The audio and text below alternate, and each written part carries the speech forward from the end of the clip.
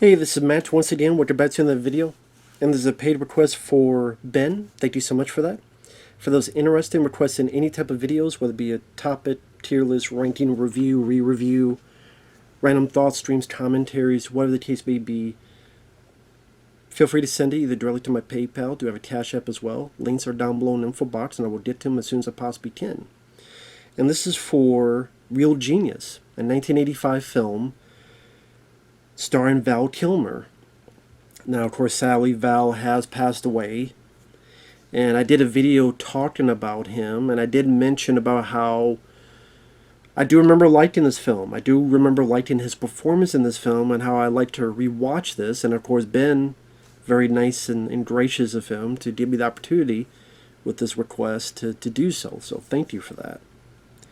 Now, it's directed by Martha Coolidge, who did Out to Sea with Jack Lemmon and Walter Matthau. Not my favorite outing with them, but it's okay. And it kind of has a pretty wacky plot when you get into it, where the government has this crossbow project where they want this laser to kill certain people. So they pawn it off to this professor, played by William Atherton. Yes, Dickless from Ghostbusters 1. He was also Thornbird, the reporter, in Die Hard and Die Hard 2. He was in Biodome. You've seen William Atherton in at least one of those movies. So he's here as a professor. Boy, what he's doing is he's passing off the project to smart kids. One of them is this younger kid, Mitch, who he gets to come over to his university and help him with this. And the other is kind of the stalwart, the star, Chris Knight, played by Val Kilmer. Well, who at this point, Val's character, he even explains it to Mitch later on. When I came here, I used to be like you, but then I knew that things would get hectic and there's more important things out there, so you need to relax. You need to relax, you need to calm down. And I would say for me, the reason I like the film is because of Val Kilmer. And the rest of it has that 80s, of course, feel, because they did in 85. Whether it be the score, the soundtrack, the look of the film, definitely up my alley. The movie, I don't think is boring or anything. I think it goes fairly well paced. It's a screwy, weird enough of a plot that doesn't feel typical, doesn't feel run-of-the-mill when you think of this type of film. And Val's performance, just the way he approaches the character, where when he's giving crap to this guy and he goes, this is what happens to people when they get sexually frustrated. Or, oh, he's not stuffy. Hey, I mean, he's like, no reason to be stuffy. All brain, no penis. Are you sure you're Chris Knight? I hope so. I'm wearing his underwear. Or he's flying this drone. He tells the younger kid, Mitch, to duck. And it crashes through the window. And he comes up to him and goes, so what do you think? Was that a launch problem or a design problem? Just a very quirky, unique character. And how dry and sarcastic. Kind of, if this film was made today, it's the type of film that Ryan Reynolds would have played this role. But Ryan Reynolds, we're so used to him playing that role, but it was nice to see Val Kilmer play that type of role. Because it's not normally a role he plays. Because you think of Batman and Batman Forever, you think of The Ghost of the Darkness, even Top Gun and other stuff. Even Willow to a point. They're different type of characters.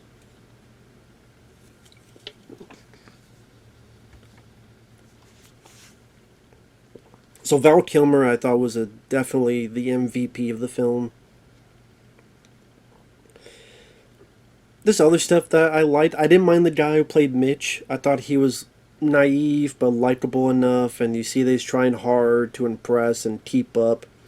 I like this dad that he goes to classes, and each time he goes to classes, there's less and less people there because there's more and more tapes, like audio cassette tapes there to just record the lecture. And in fact, he comes in there one day, and even the teacher isn't there. Even the teacher just has a tape recorder to just play out, so the other tape recorder's recorded. I thought that was kind of funny. I like the gag where he's invited to this party in the hallway, and the hallway's like has this ice in it. And they're about how ice becomes gas, and they're messing around. There's another gag I liked where in his dorm, Val has like a coffee machine. So what he does is like he takes like liquid nitrogen or something, and he makes size of coins, and he puts them in there, and not saying it would work in real life, but in this world it works, and he's able to get his coffee that way without using any money or anything. So something like that I thought was fun. Again, the dialogue, "You still run? Only when I'm chased." I didn't mind the girl who's kind of this quirky girl, hyperactive, talking a lot, that you can tell she likes Mitch. And then he grows to like her.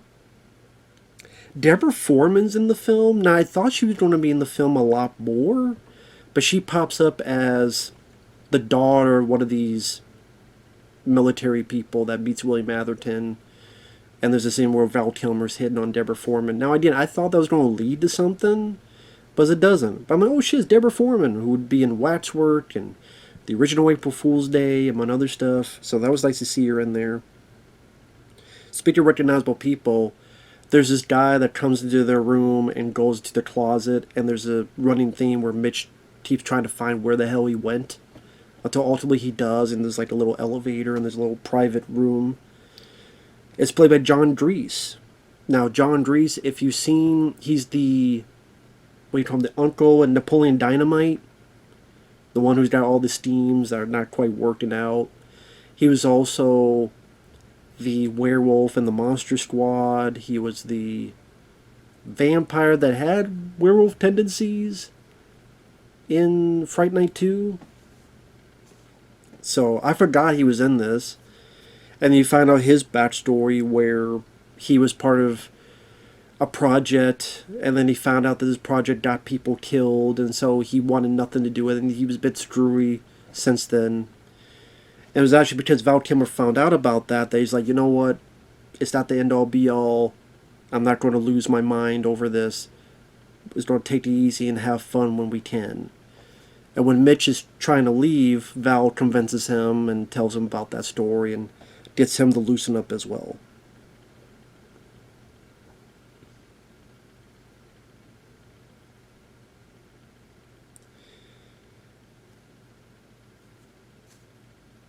Now, the third act of the film, I would say, I don't know if I say it loses some steam, but the comedy is kind of out the window. It is more about the actual plot of what's going on, where William Atherton is threatening to kick Val Kilmer out. They're working on it. This chode, I forget the guy's name, this other student who's a kiss-ass to William Atherton, he screws up the project. So Val and Mitch have to work double time. And in fact, they become more successful. Makes a laser that works. Then they find out the purposes. Then they have to go through this bit of espionage to stop the laser. And that stuff, I mean, it was there. It wasn't the most intriguing aspect. Sadly, the laughs kind of fall out, and I would say the only thing really is spoilers. They are going to rework the laser to not go where it needs to go, so it makes it seem like as the project failed. But then the laser goes to William Atherton's place, where there's a huge thing of popcorn, so he heats it up, and it makes popcorn so much that it overflows the entire house. And even kind of makes the house kind of shift. Which is funny because there's this the reason Val did that is because there's a scene earlier where Val is eating popcorn, and William Atherton's, what is that, popcorn? Yeah. I don't like it. Get out of here. And then Val says some words, and then he just drops the shit on the porch on the front and just walks away.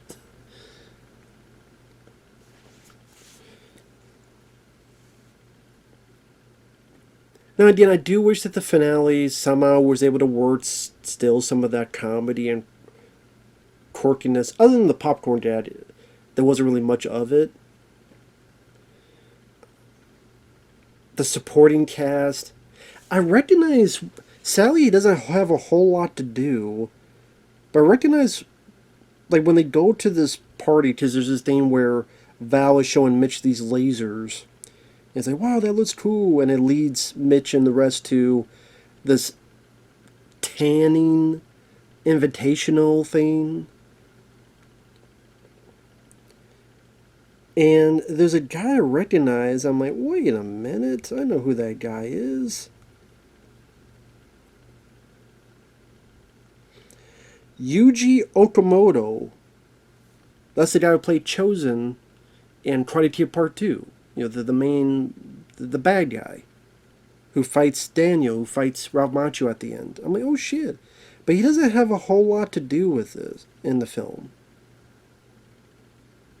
And I guess, is he really in this? I didn't even recognize him in this.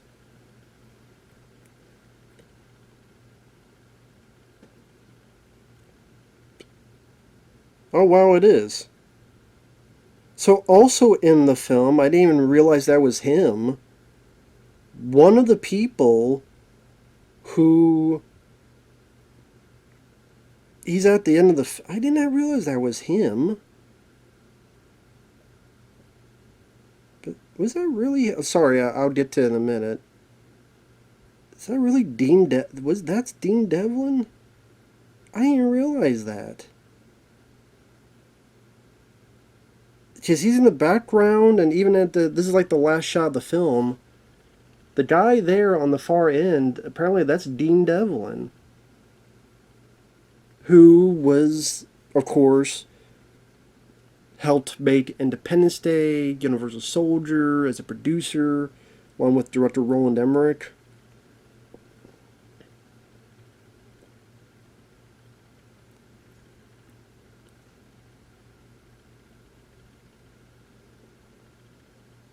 And that's funny, you're on Twitter, or I mean X. I think someone asked Dean Devlin about it.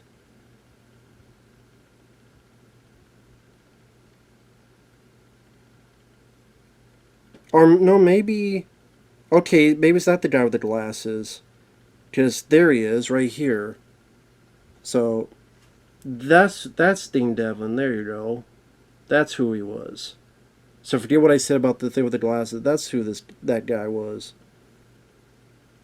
Because I'm so used to Dean Devlin with glasses. I'm like, that's who he is.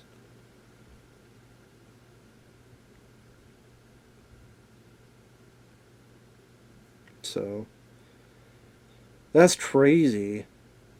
I just see it now when I see that. But yeah, that's Dean Devlin. With the red shirt, yeah.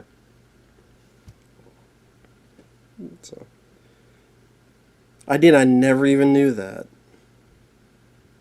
But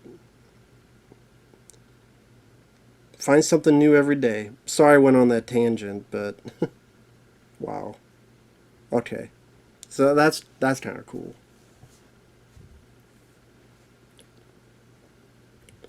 But yeah, even like I said, the soundtrack, I mean, the movie ends with everybody wants to rule the world.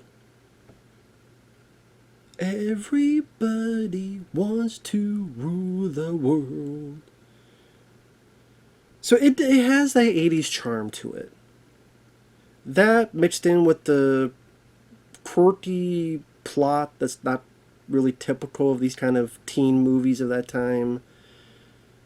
The Val Kilmer's performance, that again, nowadays would have been played by Ryan Reynolds, makes it a fun movie. Overall, I did like this film. It was nice to revisit this. Is it the most hilarious film? No. Is a film that the humor kind of loses track in the third act? Yes, but overall, this was fun to rewatch. I did. It's still one of my favorite performances from Val Kilmer. My favorite still Tombstone performance-wise, but this is up there. So if you like Val Kilmer, if you're a fan of him, and at the very least to watch him and how he approaches the role, it's definitely worth the watch for that. So with that said, thanks for watching, take care, and we'll see you guys in the next video. Bye-bye for now.